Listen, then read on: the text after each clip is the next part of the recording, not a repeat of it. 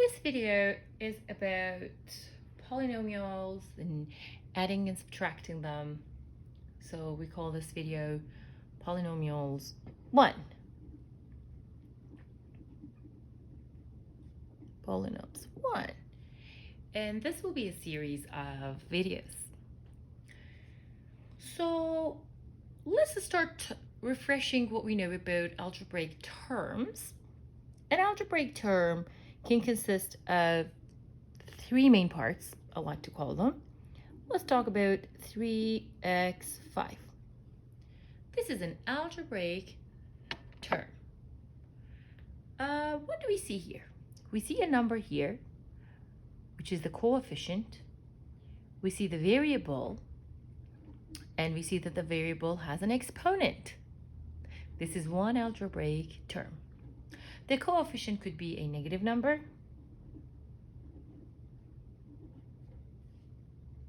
The coefficient could be a fraction. Decimals are not very popular as coefficients, but obviously very, very possible. So this is still our coefficient, the variable, and the exponent. Some terms consist of more than one variable, and our variables can have exponents. We can have the coefficient, or it may be not there. If I have this x, can you recognize the coefficient in this term? Yes, this is a variable, but if I want to refer to it as an algebraic term, I also can do that. And by looking at it, can you tell me what is the coefficient here? A 1, right? We do not write ones if that's our coefficient. And what's the exponent? It's not 0, it's 1, right? So if the exponent or the coefficient in an algebraic term are 1s, we do not write them down. This could be just this, x5. What's the coefficient here? 1. Let's take a look at this one. What do you think about this? What's the coefficient here? -1. A negative sign represents a -1 being multiplied to that. So we like to write it down as a -1 times y. So that's actually a -1 times y, which we write it down as a -y.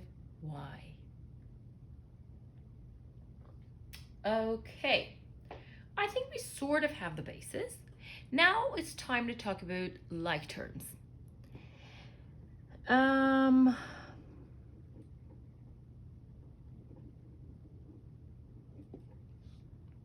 If I have 5x3y4 and I have 7x3y4, these are called like terms because they have the same variable and the variables have the same exponents. These two are considered like terms. How about these two? 2x3y5, 2x5y3. You could say no immediately because they didn't sound alike, right? I always say that the variable part of the algebraic terms need to look alike and sound alike because sometimes our brain cannot see the difference immediately. You see a 3, 5 here, you see a 3, 5 here, they're alike. They're not alike. This is x3, y5, that's x5, y3. So after we've clarified these little tricks here, what I want to talk about is about how to add, subtract like terms. Let's try to add and subtract like terms here. What we can do with algebraic terms is that we can only add them if they are like. If they're not like, we're not going to add them. For example, x3 and x4. Please add them. Add x3 and add x4. We cannot add them. They're not like terms because although they have the same variable, the exponents are not the same. So if the exponents aren't the same, we cannot add them. So that's something that we cannot do. But if we had x2 and we had x2, let's just add some coefficients as well to them. The first algebraic term here that we have is 3x2. The second one is 5x2. What do we have? What is 3x2 and 5x2? 3x2 is pretty much this. x2, x2, x2. There you go. We have 3x2. What is 5x2? 1, 2, 3, 4, and 5x2s. So what do we have? What is this? We had 3x2s, and then we added 5x2s to it. As you can see, we just have 8x2. It's math, we don't need to put the s. But that's sort of the concept. If you have these, you can add them. If that's x3s and x4s, we have one x3 here, we have one x4 here. Well, we have an x3 and an x4 there, right? If we had two x3s, okay, x3, x3, and x4 is still two x3s and one x4, right? So when can we add and subtract? When we have like terms. If they're not like terms, if they don't look alike, if they don't sound alike, we cannot add them. We cannot subtract them. Do we give these questions on the test? Yes, obviously. I'll give you this question and I will insist that you need to add them. You're going to say, can't be simplified anymore. If anybody gave you that question and insisted, simplify, that would be your answer. Okay, now that we know what not to add, let's get into the business of adding what we can add. Okay, let's just go ahead and try to figure out how we're gonna add this thing. Let's start with something very easy. x2 plus 5x minus 3. We want to add to that 4x plus 5 minus 5x2. By the way, do you remember that what we call this guy, like if we have like 3, let me cover that. If we have 3 terms, right? We call that a trinomial. Did we talk about monomials, binomials? Let me talk about monomials, binomials, trinomials first, and we get back to that. What is a monomial? If you only have one term, let's say we have 3x2, we call that a monomial. Monomial. If you have 2 of them, let's say I have 5x3 and it's connected to a 2x2 with a plus or a subtraction sign, that's called a binomial. If we have 3 of them, what do you want to call them? 3x2 plus 5x minus 1. What would you give this anyway? What are you going to call this? Trinomial. If you have something with 4 terms or 5 terms or 6 terms, we just call them polynomials. So we're not going to keep counting how many nomials they have. Polynomial. So a monomial, a binomial, a trinomial. Mono means one, like monochrome, right? Monochrome means something which has only one color. Binomial. There's a reason why we call a bicycle, right? Trinomials. Triangles. Remember triangles? Why do we call a triangle a triangle? Because it has 3 angles. And we call 3 we're trying to be British here, maybe. Trinomials. You can call them trinomials if you want to. I don't mind. Anyways, that was a little bit of a recap of monomials, binomials, trinomials, and polynomials. Let's go back and try to add polynomials. So here I have a trinomial. And we have another Again, that's trinomial as well. Look, this is very organized and beautiful. We sort of have a tendency to organize our polynomials based on their degree. What's the degree? Degree is that exponent right on top there, right? So for example, if we have 5x7 plus 9x2, 12 minus 7x 80, the degree for this guy is like 80. This is 12, that's 7. So what we're going to do is that we say, you know what, you have the biggest exponent. Please come forward and stand right at the beginning of our polynomial. And then this guy with a 12, 9x12, and here we go, the last one's 5x7. There we go. That's what we have. Well, good news, you don't have to deal with these. We gonna pretty much gonna see something like this. How about that? We're gonna keep it really low. We're gonna keep it at the exponent of 2. We make sure that the term with exponent of 2 comes as the first term. The next one comes as the second. The last one comes as the third. That's what's called the constants, right? The constant does not have any variables. Something else I like to mention here. What's the exponent of x here? What's the exponent of x here? You don't see it, but what is it? It's a 1, right? It's a 1. And what's the exponent of x here? 0. We don't see any x's, so the exponent is 0 there, right? When we don't write down the exponent, that's just a 1. We just talked about it. Anyways, let's go back.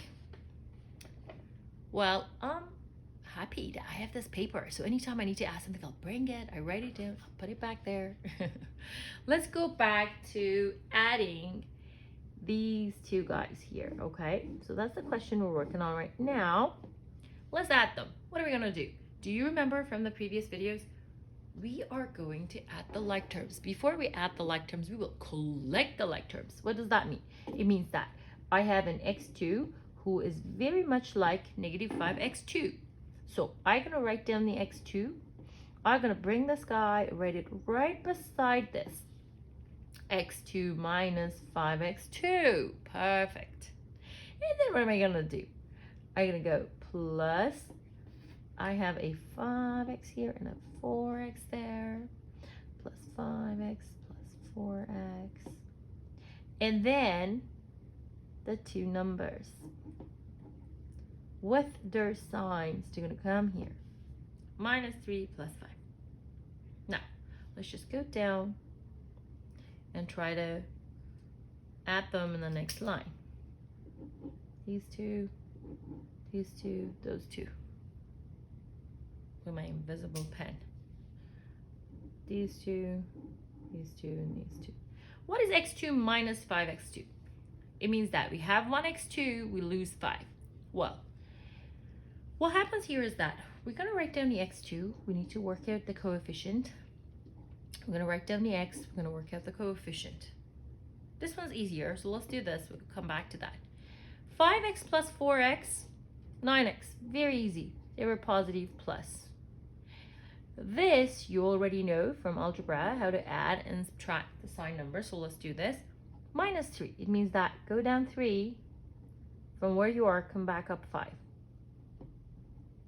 Yeah? These would cancel. We have 2 up. So that's a plus 2. We're going to do the same thing for that. x2 minus 5x2 means that we have 1x2. We need 5x2. So what's happening? We are short 4x2s, right? So that's why it's a negative 4x2. The only parts I work with was the coefficients. I said there is a 1 here, and there's a negative 5. That's a negative 4. I'm just going to go right down to negative 4, and I'm going to stick the x2.